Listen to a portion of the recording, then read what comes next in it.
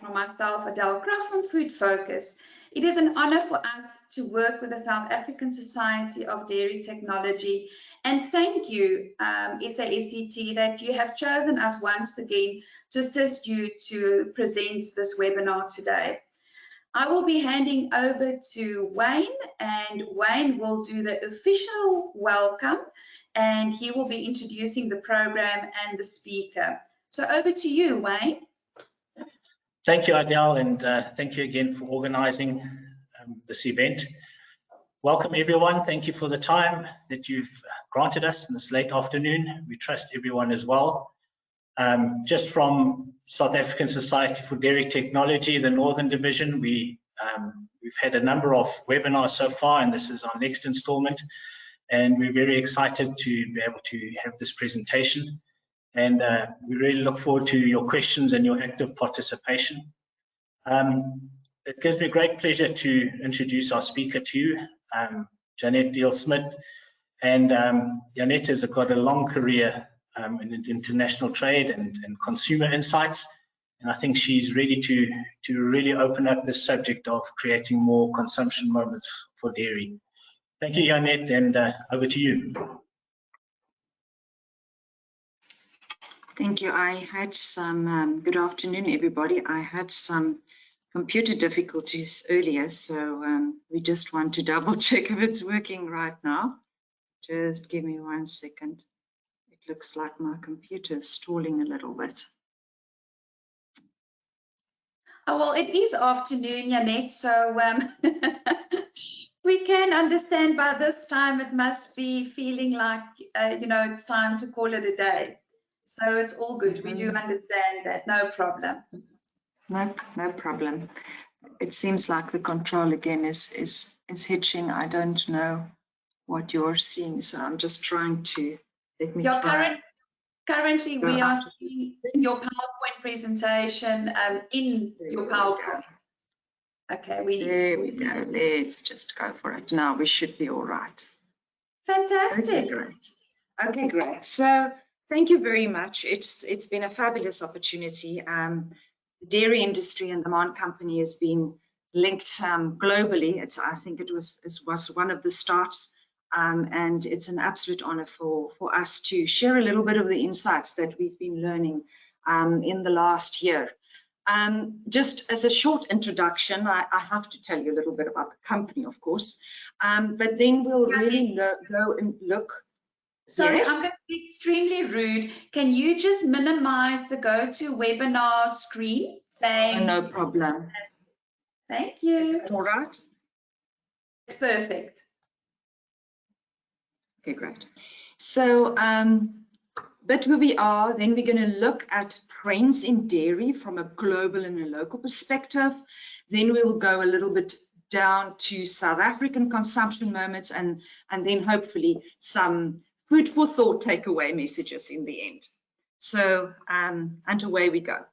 So a little bit about the MAN company. I think for those of you who don't know, independent, family owned, which mean for us really the benefit of having the freedom to make choices. We have the freedom to be bold in our choices, to be innovative, and to be forward thinking. And we are currently putting over 8% back in R&D and really insights for the future. We also have a team of people that look at future food in the world, and we have a team here in Cape Town that's really been set up to look at the future of food on the African continent. We are 150 years old, and there's a little bit of information regarding the family. When we look at trends, we obviously as a company need to start to have some touching points around the world, and we try and look at it from a global level before we look at this need for expertise on a local level. So globally, we look at holistic drivers of change. We look at some dietary foods that's trendy globally, some product concepts, applications, and then really go down to what we are, and that is really understanding and having respect for taste as a science. So the drivers of change, what we usually do, we are over 50 marketeers across the world, and we talk about the impact of political, economically, social, technology, all these type of impacts that we have around the world in different countries. And then holistically, we came and we decide every year or 2 years, dependent on the need for change, on some basic building blocks on how we look at trends. And for us right now, there's three. There's holistic wellness, which is really this feeling of well-being. I think that word has been used quite a bit, and we will untap that more. Then meaningful choices in food. And the last one is really, how do you experience your life? How do you create those absolute sensorial moments? In dairy, let's first look at holistic wellness. And those are 4, I think, good subject matter that you can put under this platform. Personalized nutrition, mindful to what you eat, really plant-based, and then how to be naturally better. What does it mean for us in dairy? For us in dairy, it means that our consumers are reading labels for the first time. South Africans, I am very embarrassed to say, we're not very good label readers, but COVID has changed that. And yes, the millennials have also changed that for us. What is important is that 61% of global consumers say that they've been more conscious about the importance on how to prevent health problems from occurring. So it is really about health being holistic, making certain choices in your diet, eating better for you products. Prevention is therefore more key. And you can see here that in Africa, 76% of consumers are looking at customizing their individual nutritional needs. A lot of the mothers that we talk to also have a different nutritional package in her mind for her children versus herself, and sometimes even more different for her husband. So this drive and demand for functionality in products is actually not a difficult navigation for us in the dairy industry. I would say it's quite an easy one to really go for this traditional, that dairy is good for you and it helps your bones and your muscles, to a little bit more. What can dairy now do, and what can be added maybe to some of our products to give us this kind of preventative notion that is trending? And it's not only about looking and preventing, but it's about mental health. And let's look at the stats here, which is quite heartbreaking. 40% of global consumers say they find it difficult to get to sleep once they're in bed. 81% of global consumers say they wake up at least once a night. So this state of mental health is being exacerbated by bad sleeping habits. And I think this old notion of our mothers sending us with a warm cup of milk to bed is maybe starting to show its eyes again to all of us, and definitely an opportunity space that we can take. I've got a bit of more stats there for you. Of course, it's about immunity. It's always about heart health, and then the health and wellness that go for it. But I think this mental health and the sleep apnea is something to think about adjacent to immunity and preventative holistic wellness for the future. The second one, in short, is about meaningful choices. So really being concerned about waste, about local eating, seasonality eating, preserving tomorrow for children, and how's transparency being built in the marketplace. So here for the marketing managers, it's really putting your thinking cap on and really think of, what does your brand stand for? What is your company's philosophy regarding environment and the credentials that you are linking to your brand? What does your brand say about you? What does your packaging say about you? So there's a lot of kind of mirror reflection that's happening currently in the world. And I would really there's so much to say about the poor millennials. So let's give them this. This is a topic that they've highlighted for us, is how do you live more sustainably? How do you look in the mirror and preserve for tomorrow? Do you practice what you preach? And again, what is on your label? Is your label maybe giving you a question mark? Is it difficult to understand? Or is it being simplified nutritional information that is easy for you as a consumer to navigate through and make a decision in the choice of foods that you pick? Furthermore, it's about quality, it's about safety, and then it's about the value of the product that you have. If you look at those two tables that I've added for you to the left, it's from FMCG Gurus, gives you a little bit of an idea on the proportion of consumers that buy a product, and do they buy less or more of it in the previous month. But then in the bottom, they talk about the packaging concerns they have of those products. So if you kind of link the two together, you will see some definite ones that maybe needs a bit of attention, and I think you will all see milk shouting at us and how it's packaged. And these are questions that's been asked.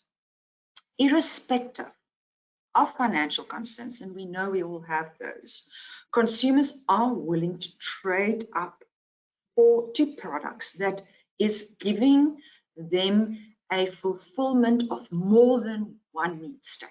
So the versatility of what this product will mean for you. And I think there's a lot of good examples of what and how dairy as a category can position it here. Again, last but not least, the top 5 product attributes for them to trade up when they buy food and drink is taste good and then promote certain something. It can be my company's credential, my company's carbon footprint, my company's manufacturing processes. What do you stand for? And you can see very much the ethical messages that is needed from a consumer perspective. The last trend from a global platform point of view is experiencing life. And I'm going to talk about the senses, and it's not only about sweet and sour worms, but it is a little bit of that as well, as how to have not only a sensorial explosion in your mouth, but also having a bit of a taste of comfort, something that make you feel you've made the right decision and you feel good about it. It's a lot of good feel here as well. And then how do you distinct, and how can you bring in this time of no traveling into your home? There's a pendulum currently of emotional havoc in most consumers and food purchasers' minds and hearts. The pendulum swing from being incredibly anxious, not knowing what to do, working too many jobs, not having enough time in the day, feeling guilty about absolutely everything, to the other side of, it's not so bad, I can feel positive, I'm going to make it, I'm okay. And this pendulum is swinging the whole time. This creates, obviously, a lot of need for brand messaging to speak to this need to be in control and stable. And again, this is something and an opportunity for the dairy industry, which I believe they can take even more of. 31% of global consumers are also making greater attempts to replicate big nights in at home. There's a lot of home entertainment happening, people cooking from scratch, creating the theater at home, being together, this togetherness, companionship, but then it's also the upgrade to being the restaurateur at home. So 46% of global consumers say that they are attempting to cook from scratch more frequently, and they try to use some smarter ingredients that they have in the past. I've heard of a lot of my friends starting to regularly not only have sour cream, full cream at home, but now going to be a little bit more exotic and have other types of products at home, like not only cheese but provolone or Gruyere, and really stretching a little bit the imagination by bringing the rest of the world inside. Snacking also, there's a lot of upgrade to luxurious offerings, and we know that the texture that dairy is bringing to a lot of products create this luxurious feeling. We've seen a lot of it in the double cream and double thick yogurts that's going around. So all in all, a lot of consumers want to just have this space that they can go to, this pendulum emotional time where they can really experience just something different, or a time to take them away. Furthermore, this escapism of snacking, 38% of consumers says they snack on cheese, and 71% say this about yogurt. Don't think dairy is not snacks. They are also snacks. And it takes this experience of life to a geo moment, which is the ultimate of moment, not only to satisfy hunger, but really to be indulgent. And we can see with the positioning of the price point of a lot of the products and the difference in the, I would say, substitutes and maybe a little bit of substitute competitive products like the crisps, the cakes, the chocolate count lines. There's quite a good positioning even from a value perspective as well, which I think the brand managers probably did a good job about. Now, this was a bit of a holistic look. Let's look at it quite closer to home and what is happening in South Africa. For us, we've conducted, and we definitely conduct one minimum research project in South African market per year, where we try and have an understanding on how the market is moving just from a taste perspective, as I said. Now, last year we started to look at the hot meal counters in South Africa. So this will be the fast food store that's next to the petrol forecourt or in some of the retailers, and how are people navigating there. And then we followed it up with another study in that fast meal or mobile meal network, as well as conducting a research project on the consumption of yogurt in South Africa in May this year. It was an ethnographic study. It was a hybrid study. We conducted a ethnographic information from a number of consumers where they had to literally film their lives in 3 consecutive days and tell us, how do they navigate with yogurt? How do they navigate with life? And they gave us a lot of very interesting selfies, I can assure you. Being who I am in research for a number of years, I am still very, I won't say a skeptic, but I wanted to test my data validity. So we also conducted some focus groups just to really anchor the facts that we got out. And looking at these consumption changes, it was fascinating for us that the crisis has really created a lot of highlights, which previously was not so much in the forefront. A lot of attention is being paid to healthy eating, but at the same time, again, the pendulum, we had an increase in indulgent consumption and snacking. There's a diversification of the food and drink products and brands that's being purchased. People at this stage is taking stock. They had time to really look, and they had to plan, because they are not going to store every day or every week. People are going into store fast with a predetermined plan. So it's very important from a brand management point of view to land that message of what need your product will fulfill. Also, there's a lot of appeal to local, and then I mentioned the local hometainment. Just 2 points that I want to add to this is 40 to 60% of consumers have changed their eating, food shopping, and cooking habits due to lockdown. It is not always drastic, but it has been altered. And out of the millennials, they're the growing consumer generation of the future. It's very important for us to understand what is important to them and how their usages have been changing in consumption, because we know that will have a direct impact in the next 5 years to us. I cannot, unfortunately, play a video to you, and that's going to come a bit later. We've done some videos on when we interviewed the consumers, but I will show you some faces, and I hope that you will enjoy it. I'm going to first talk about the store's perspective, and then I'm going to talk from a consumer perspective. So I traveled since, I would say, since about October, November last year, around the country, and it says August, time flies, until this year in about March, where we look at this area of the market, so the hot food counters. And the biggest thing that came up is people are afraid to purchase. They want products to be safe. They want to be quickly in and out. There was a lot less feed for these guys.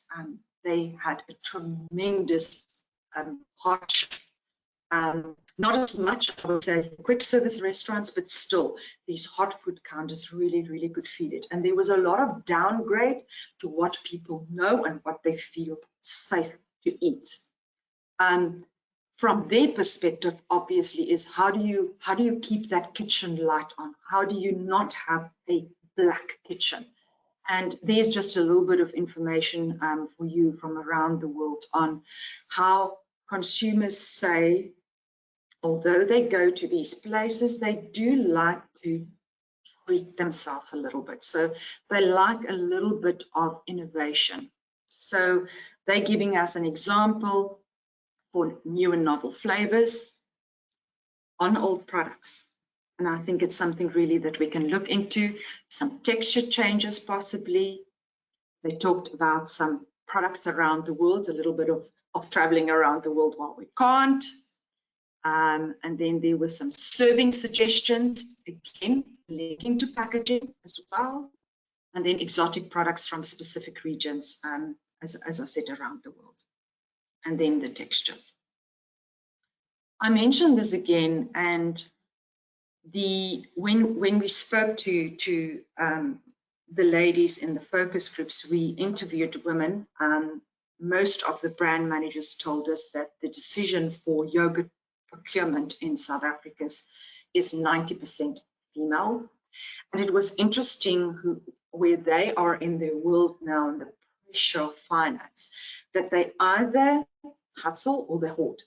There's again this pendulum that's swinging. They go for the special. The one lady, Helene, those of you that probably know that's looking after the dairy industry in South Africa, she and I looked at each other and we couldn't believe it. The one lady said she bought a special of 16 six-packs yogurt because it was on special. She hoarded because she felt the need to have the security, the stability. My household will be healthy, my children will be looking after.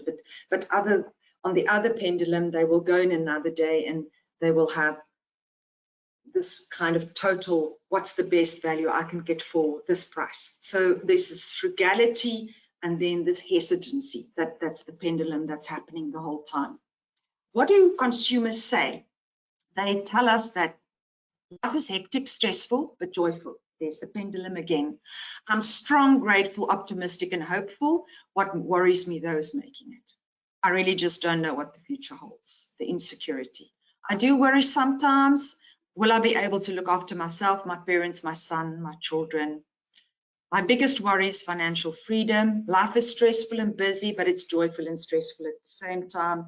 I feel like being employed has a roof, and the only way to make it is to break boundaries and start something. What was also interesting for us was, and again, I cannot make a statistical assumption here because it was qualitative research, but a lot of the younger ladies we spoke to they had more than one income stream. So they will have a day job, for instance, in an office, and at night they will go and waitress. just to really help with that financial strain that they're feeling right now. Here is a picture of some of them. I unfortunately can't play the video of how they feel, but they really talk about this hardship that they have right now and how they're struggling to navigate. And these, of course, all give you the essence of what our country is about, and it gives us the essence of different types of moments every day in their lives. So there's not only the typical breakfast, lunch, dinner or supper moment, but there's a lot of in-between consumption moments. And sometimes they're not only snacking, they're more emotionally driven moments. And each of them we've realized from the study has got an identity and it's linked to a certain flavor that they would like to eat. Here is a snapshot for you that there were frequent and routine moments. This is the kids' lunchbox. It's stretch while working. This is the typical, I'm having another Teams meeting, but I'm dying, I'm so stressed, but I have to eat something. So you grab something and you quickly eat it. Then there's the typical tea moment. And then there was a lot of linking with your family moments, sitting on the couch, sometimes sitting on the bed, and sharing your custard or your yogurt with your family. So very frequent, very routine. When we got the information back from them 3 consecutive days, it happened. Those 4 moments happened every day for every one of these females. The next one was frequent but not routine. So sometimes they had this moment and sometimes not, but it did happen at least 2-3 times a week. The midnight snack moment, it's that moment when you're totally alone. It's that moment where that's that chocolate that you've hidden and you don't want to let your children know where it is and now you're going to take it out. They had a lot of those moments. And fascinatingly enough, they will take the double thick cream yogurt, for example, and put it in the gin glass. They even will prep it nicely for themselves, decant it in, and then they will eat it totally by themselves. There's a stress or pause or idle time moment as well. It's not every day, but it's a moment of, I've got to just take a time out. A lot of that. And then there was the en route moment. Not only from a children perspective, what I mean is mum being the driver and you taking your child from school now onto ballet, or your child from school to athletics, or from rugby to book club, or whatever the case may be. The boys will like that one. But it's really, I'm working from home, but I quickly have to go for a meeting at the office. So it's this quick moment, I'm driving and I need something. So am I taking a dairy product? Am I taking a fruit? What am I taking? This en route logistical moment. And then the last category we find was a lot of infrequent and non-routine moment. So it happens, but it's not frequent and it's not routine. The one is the reward. I had a good day. It was more like, I survived today. So what am I going to spoil myself with? And then there's the plaster or the heartbreak moment. I had a terrible day, and how would I look after myself? I'm going to give myself something, a special something to eat. So just for example, the kids' lunchbox on the go, we had the whole moment and we unpacked all of this down to taste. This is just an example of what we have done. Is here, it's mum's fingerprint. So this is the one product that she knows she's going to put in the lunchbox, and when that lunchbox comes home, it will be eaten. It's not that sandwich or that fruit the child doesn't like that they're going to send back. The yogurt they will eat. So she feels she's in control. She's a good parent. It's a sign of good parenting. And here she is really creating something that's good, but tasty and sweet for her child to eat. As an example, the next one is the midnight snack. I know you all know about it. I call it for the main with the whiskey moment, but it's really the bubble bath moment. So this stolen moment of indulgence, late at night, solitary, that we talked about. It's no guilt. It's just something just for me. The wine, the whiskey, the cake, the champagne, the chocolate, the ice cream are typically competitive set. So navigating through all of this, we always also obviously ask them, how do you make this decision on what do you buy? How do you go into the store and look at the dairy category, for example, because it's quite cluttered. It's quite cluttered. And how do we make a decision? And all of them said they use these 4 points to navigate. First of all, they don't only have one brand that they go for. They have a repertoire of 2 or 3 brands that they feel has got the tick. And they will go in there and they will look for them. They will look at what's the price, yes. Navigate which one is cheaper this week. They will look obviously at the convenience, what is available, and they quickly drop these brands if they're not available in store, which is quite harsh. And then of course this identity of need that I've just explained, this moment that they want to have in stock in their fridge. In fact, a lot of the ladies told us they deal with yogurt like with washing powder. If it's at the bottom quarter of the box, they will go out and buy some that they feel comfortable that they have it there in their fridge. So in wrap up, apart from these typical meal occasions we have, there's these other consumption moments which is quite key, and it's got each and every one its own identity. And looking at them, there's a lot of smart, simple positioning that can be made in the dairy industry. At this stage, being such a stalwart of health for us in our region, I think there's really an opportunity for us to take it into different need states, different emotional need states, and then also to be preventative. Lastly, the need states can be enhanced by looking at snackification moments, the reward moment, the me time, pause or break, the reset moment, which is the pick me up or energize moment. We know the trend about energy drinks. Maybe it's time for energy dairy products. The de-stress moment, change my mood moment, the fun pleasure moment, and then the companionship. How do I eat something with my children, but it's good for me? As the one lady said, I don't want to feel bad about this piece of cake that I've just eaten. And really there's a need for this product, and I believe that in our industry we can do that. Lastly, it's the convenience side. A lot of market entrance is happening via food service. I was pleasantly surprised in KZN when I went to visit these hot meal counters in store, and a lot of them are selling custard cups now. Like you're getting a fruit cup, they're selling custard cups, and guess what?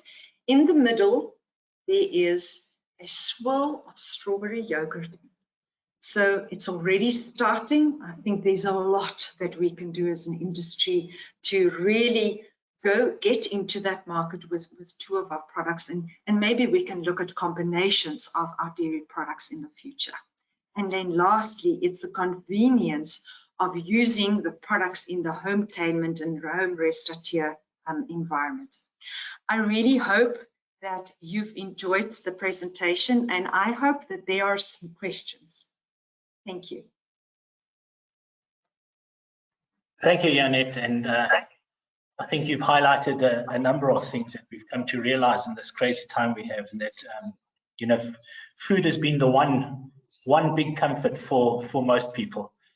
And also, you know, meals and food have been one of the few things we could build memories on, because this time is a bit of a fuzz and there wasn't much opportunity for anything else other than creating moments around meals and special occasions. So great. We have a question. How much of yogurt being consumed as a snack is contained in the agricultural class designation? It's a question from Rian, and Rian, if you can unmute yourself, maybe. Janet, is it? Yeah, is I the think question Rian, clear? and don't stretch the Afrikaans girl too far. You're going to have to give me a more blunt question, please. Hi, Janet. My Afrikaans is also only up to 2 o'clock, and then my English is only up to 2 o'clock. Then my Afrikaans is steps in. Now, I'm not sure if you are aware that a lot of the yogurt currently in South Africa is sold as a snack, mainly because the agricultural class name allows for that slight proteins, etc. And then one of your slides stated that a yogurt is used as a snack. So the question is that due to the class designation, or people actually consume it? I'm so glad you asked that. Thank you, Rian. It's something that I forgot to mention. So whilst I was sitting at the during the focus groups, I attended them. I started to realize, but they just yogurt the whole time. So I actually asked the moderator, and I have to state here, the consumers have no idea what's the difference between a yogurt and a dairy snack. No idea. They see it as one category that they navigate through. So I believe this is a massive opportunity for a little bit of learning, brand positioning, but also opportunity. I think just looking at yogurt, a dairy snack, at maybe shelf stable and not shelf stable, or refrigerated dairy snack, there's so many different categories with different type of need states and price points that we can definitely navigate to.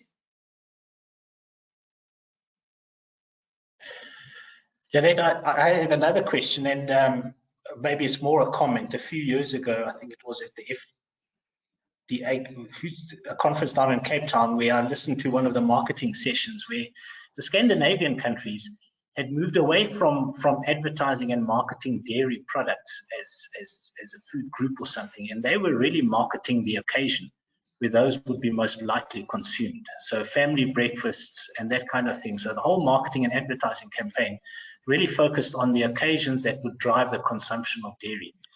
And I don't know if you've seen any of that cascading down to other countries in South Africa. Absolutely. I can't give too much details right now, but because I don't want to step on toes. But what was fascinating for us is we do something always with consumers when we sit in focus groups, and we ask them just to tell us which brands are going up the hill, who's on top of the hill, and who's in the kind of milking phase and going down. And it was absolutely, first of all, fascinating for us that the top is very cluttered. So this is this thing that I talked about, that they go into the store and they have 2 or 3 brands, and that's their repertoire. And they will swap and chop and change between them as long as their flavor is there. It's about the flavor, and then there's 2 or 3 brands, and then the price that they navigate through. But talking about that, when you look especially at the indulgent yogurts, and there's a couple of companies that we know that done a very, very good job in really positioning their product with very nice packaging, very dark packaging, some a little bit champagne-like shiny packaging. And we asked the consumers to actually create some collages against what this brand is standing for. And exactly what you're saying, it's an occasion, but it's even more. It's almost part of my status. In one of the brands, they've even put the BMW there with a glass of champagne. So there's a very much a link with, if you eat this texture and flavor of the product and what it means for you. So I think there's a lot of fun to be had for brand managers who wants to take the next step. Yeah, oh, that's great. And I think in many food categories, it's not just what you eat, it's what you seem to be eating as well, which becomes quite important. Janet, we've run out of time, but thank you so much. It was really some valuable information that you've given us. We really appreciate your willingness to make this presentation to us. Thank you very much for the time and all the best. Thank you. Then everyone, just before we close off, just a few things that I'd like to bring to your attention. And that is the first one is being the SAFOS Congress, and we encourage you to register for that from the 20th to the 22nd. And SASDT has a special slot, and we're definitely going to have our own presentation there as well, with focusing on dairy. And then again, as I mentioned in the last webinar, is we're going to have a survey. We recognize that we're going into a different era as far as a society goes, so we really want to hear from the members and anyone who's interested in becoming a member. So many of you, or you should all get a notification to do the survey. And then we want to encourage people to become members of the SASDT. We're having a lot more content being shared, and our participation levels are very encouraging. Even though we're not meeting physically, we're actually getting more people participating in the webinars than we would have at a typical physical meeting. And then just to close off, I'd like to thank the sponsors. Dairy Standard Agency has sponsored us, Savannah sponsored us, and also Food Focus, the hosts for this webinar, also been kind sponsors. And then also, last but not least, DanLink has also been a major sponsor for this event, and we can't host these without sponsors. And we also encourage anyone who sees an opportunity to sponsor and promote their brands, we will welcome that. So thank you very much for attending, and wishing you a marvelous afternoon further.